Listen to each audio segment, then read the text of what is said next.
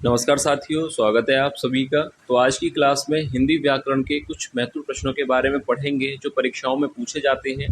तो आज की क्लास काफ़ी महत्वपूर्ण होने वाली है। आप सभी वीडियो को ध्यान से ज़रूर देखिएगा और जो भी विद्यार्थी पहली बार क्लास ले रहे हैं चैनल को सब्सक्राइब जरूर कर लें, क्योंकि इसी तरह के महत्वपूर्ण प्रश्न चैनल पर डेली कराए जा रहे हैं।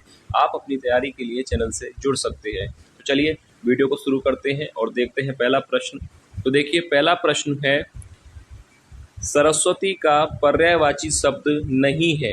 ऑप्शन ए बीड़ा पाड़ी, बी महाश्वेता, सी पद्मा या ऑप्शन डी भारती। तो देखिए, सरस्वती का पर्यायवाची शब्द नहीं है, ये प्रश्न परीक्षा में पूछा जाता है। सरस्वती का पर्यायवाची शब्द नहीं है।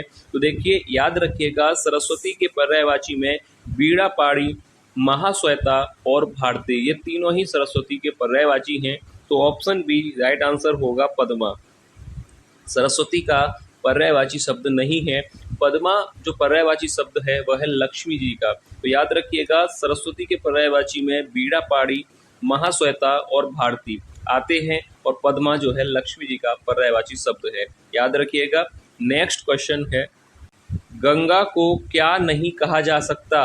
ऑप्शन ए विष्णुपदी, बी सुरसरी या सी सुरधुनी या ऑप्शन डी हैरंब। तो देखिए, गंगा को क्या नहीं कहा जा सकता, यानी गंगा के पर्यायवाची में से कौन सा नहीं है।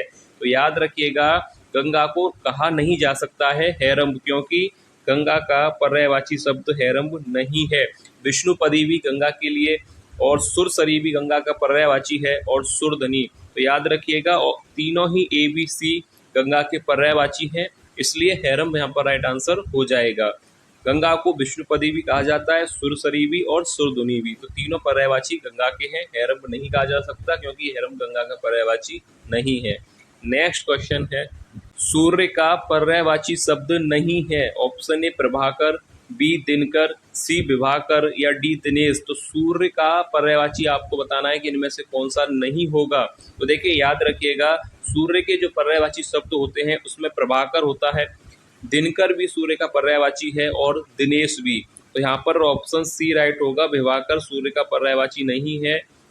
प्रभाकर भी कहा जाता है, दिनकर भी कहा जाता है और दिनेश भी कहा जाता है, ये तीनों ही पर्यायवाची सूर्य के हैं।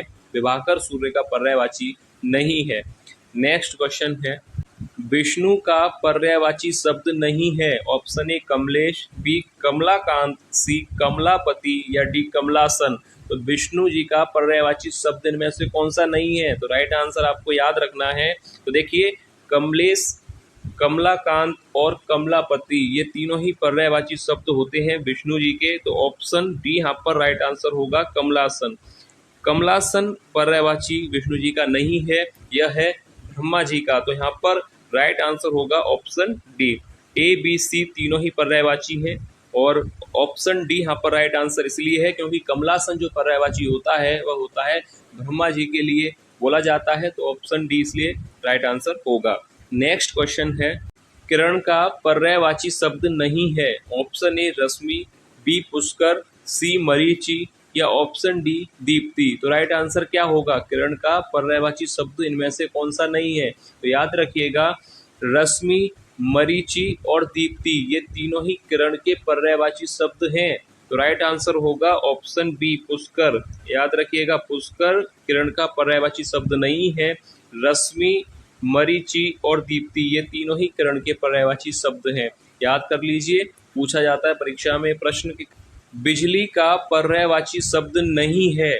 नहीं है कि प्रश्न इसलिए ज्यादा लिए गए हैं ताकि आपको पर्यायवाची शब्द याद हो सकें, क्योंकि अगर प्रश्न होता कि बिजली का पर्यायवाची शब्द है तो एक राइट आंसर होता, इससे ज्यादा जानकारी आपको नहीं मिलेगी। तो नहीं है कि प्रश्न इसलिए लिए गए हैं ताकि आपको एक शब्द के तीन तीन पर्यायवाची याद हो सके। तो जैसे कि बिजली का पर्यायवाची शब्द नहीं है तो ऑप्शन ए दामिनी, बी छपा, सी चपला या डी तड़ित। तो यहाँ पर तीन पर्यायवाची आपको याद हो जाएंगे। बिजली के पर्यायवाची शब्द होते हैं दामिनी, चपला और तड़ित। तो ऑप्शन बी राइट आंसर। चांदनी का पर्यायवाची शब्द नहीं है। ऑप्शन ए चंद्रातप, बी कौमुदी, सी ज्योत्सना या डी सरवरी। तो देखिए, चांदनी का पर्यायवाची नहीं है, तो यहाँ पर तीन आपको याद होंगे। चांदनी के पर्यायवाची कौन कौन से होते हैं, चंद्रातप भी कहा जाता है, कौमुदी भी चांदनी के लिए कहा जाता है और ज्योत्सना भी पर्यायवाची किसका है, चांदनी का। पर यहाँ पर ऑप्शन डी ही राइट होगा। क्योंकि यह चांदनी का पर्यायवाची नहीं है। यह किसका पर्यायवाची है? याद रखिएगा, ये भी प्रश्न बनता है, किसका पर्यायवाची है? रात का। तालाब का पर्यायवाची शब्द क्या होगा? ऑप्शन ए सरसी, बी त्रिदश, सी दिवस या ऑप्शन डी कुसुम सर। तो यहाँ पर तालाब का पर्यायवाची आपको बताना है कि क्या होगा। तो याद रखिएगा, तालाब का पर्यायवाची यहाँ पर हो जाएगा ऑप्शन पहला ही सही होगा, सरसी।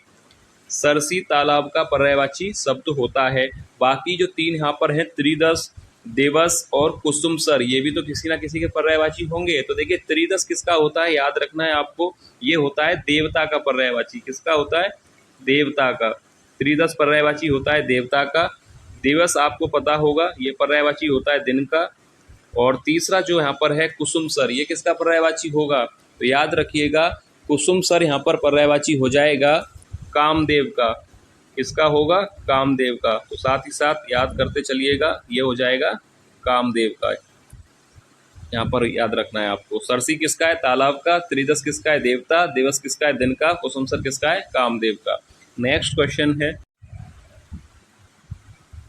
अब देखिए अगला प्रश्न है, पेड़ का पर्यायवाची शब्द नहीं होगा। ऑप्शन ए दरख्त, बी रुख, सी वृक्ष या डी विभु। तो राइट आंसर क्या होगा? पेड़ का पर्यायवाची इनमें से कौन सा नहीं है? तो याद रखिएगा, दरख्त भी होता है, रुख भी होता है और वृक्ष भी होता है। तो राइट आंसर हो जाएगा विभु, जो कि पेड़ का पर्यायवाची नहीं है। ऑप्शन डी यहाँ पर राइट आंसर हो जाएगा। बाकी दरख्त, रुख और वृक्ष, ये तीनों जो आप देख रहे हैं, ये पेड़ के पर्यायवाची शब्द हैं।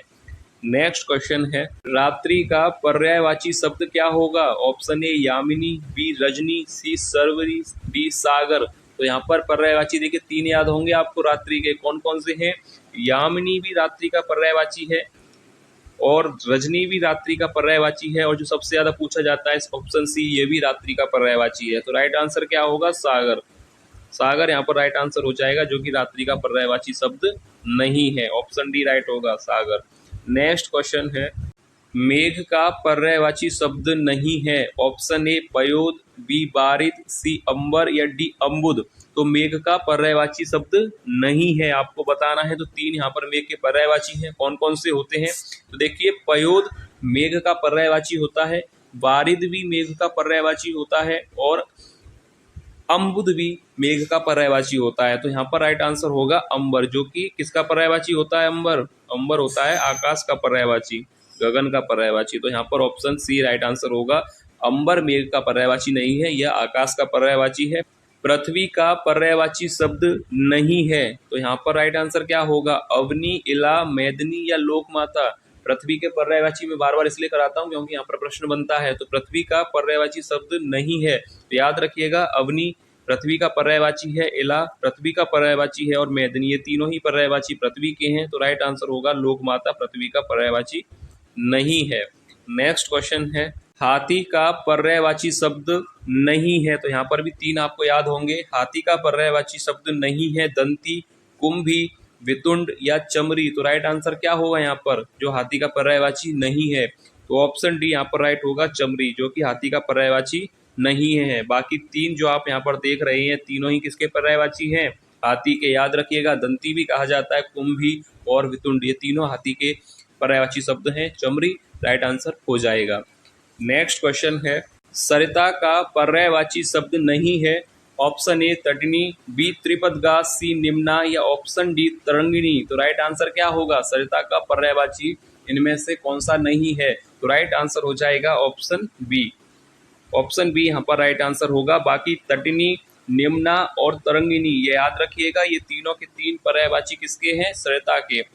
तटनी भी कहा जाता है, निम्ना भी और तरंगिणी, ये याद रखिएगा, ये तीनों हैं किसके? सरिता के पर्यायवाची। और ऑप्शन बी यहाँ पर राइट आंसर होगा, क्योंकि ये किसका पर्यायवाची है? गंगा का। ये भी याद रखिएगा, ये प्रश्न पूछा जाता है तो याद रखिएगा, ये किसका होगा? गंगा का। बाकी तीन किसके हैं? सरिता के। नेक्स्ट क्वेश्चन है, पक्षी का पर्यायवाची शब्द नहीं है। ऑप्शन ए द्विज, बी प्राणे, सी संकुत या डी पखेरु। तो राइट आंसर क्या होगा? पक्षी का पर्यायवाची शब्द नहीं है। तो यहाँ पर आपको तीन पर्यायवाची याद होने वाले हैं, कौन कौन से होते हैं पक्षी के पर्यायवाची? ऑप्शन पहला यहाँ पर द्विज, संकुत और पखेरु, ये याद रखिएगा, ये तीनों किसके पर्यायवाची हैं? द्विज भी पक्षी का होता है, संकुत और पखेरु। तो राइट आंसर हो जाएगा प्राणेश, जो कि पक्षी का पर्यायवाची शब्द नहीं है। ऑप्शन बी यहाँ पर राइट आंसर हो जाएगा। नेक्स्ट क्वेश्चन है, अग्नि को क्या नहीं कहा जा सकता? ऑप्शन ए वायु सखा, बी कृषाणु, सी दहन या ऑप्शन डी भानु। तो राइट आंसर क्या होगा? अग्नि को इनमें से क्या नहीं कहा जा सकता, यानी इनमें से अग्नि का पर्यायवाची कौन सा नहीं है? तो देखिए, वायु सखा अग्नि को कहा जा सकता है, कृषाणु भी अग्नि को कहा जा सकता है और दहन भी कहा जा सकता है, यानी ये तीनों ही पर्यायवाची किसके हैं? अग्नि के। याद रखिएगा। तो राइट आंसर यहाँ पर क्या होगा? Option D Bhanu. याद रखिए, भानु यहाँ पर राइट आंसर होगा, क्योंकि अग्नि को भानु नहीं कहा जा सकता। वायु सखा, कृषाणु और दहन कहा जा सकता है, क्योंकि तीनों का अर्थ एक ही होता है, अग्नि। तो राइट आंसर ऑप्शन डी होगा, भानु। तो ये था आज की क्लास का लास्ट प्रश्न। उम्मीद है आपको क्लास पसंद आई होगी। तो चलिए मिलेंगे नेक्स्ट क्लास में और महत्वपूर्ण प्रश्नों के साथ। तब तक के लिए धन्यवाद।